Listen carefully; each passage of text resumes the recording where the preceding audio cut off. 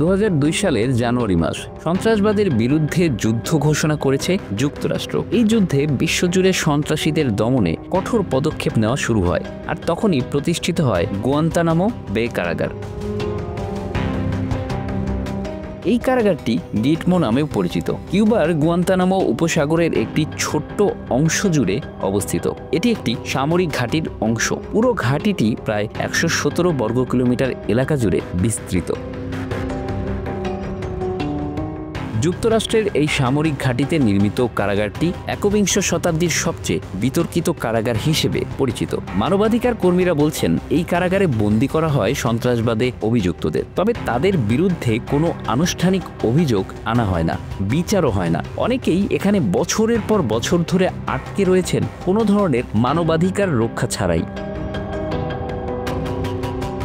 কারাগারের কার্যকরী অংশটি মূলত কয়েকটি অংশে গঠিত। ক্যাম্প এক্স-রে এটি অস্থায়ীভাবে 2002 সালে ব্যবহার শুরু হয় এবং মাত্র কয়েক মাস পরে বন্ধ হয়ে যায়। ক্যাম্প ডেল্টা হলো প্রধান কারাগার, যেখানে কয়েকশো বন্দীকে রাখা হয়েছে। ক্যাম্প 5 এবং 6 এখানে সর্বোচ্চ নিরাপত্তার বন্দী রাখা হতো, এবং ক্যাম্প 7 যা অত্যন্ত গোপনীয় এবং উচ্চ ঝুঁকিপূর্ণ বন্দীদের জন্য নির্মিত।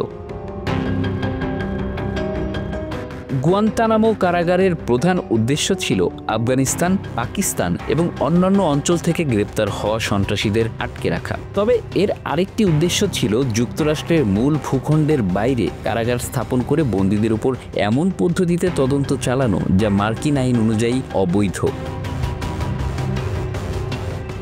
যুক্তরাষ্ট্রের মাটিতে কারাগার হলে বন্দীদের ফেডারেল আদালতে মামলা করার সুযোগ থাকত। গুয়ান্তানামোতে যুক্তরাষ্ট্রের আইন পুরোপুরি কার্যকর নয়, ফলে বন্দীদের বিচার ছাড়াই দীর্ঘদিন আটকে রাখা সম্ভব হয়েছে।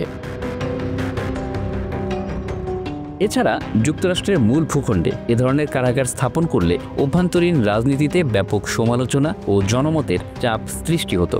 কারাগারটি আন্তর্জাতিক মানবাধিকার সংগঠনগুলোর আরও কঠোর নজরদারির আওতায় আসত। মানবাধিকার সংগঠনগুলো এ ধরনের কার্যক্রমকে মানবাধিকারের চরম লঙ্ঘন হিসেবে বর্ণনা করেছেন।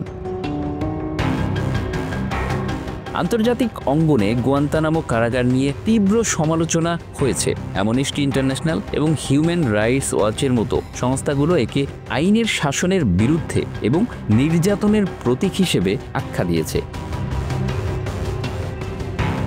2019 সালে যুক্তরাষ্ট্রের প্রেসিডেন্ট বারাক ওবামা গুয়ান্তানামো কারাগার বন্ধ করার প্রতিশ্রুতি দেন, কিন্তু কংগ্রেসের বাধার কারণে সেই পরিকল্পনা বাস্তবায়ন করা সম্ভব হয়নি।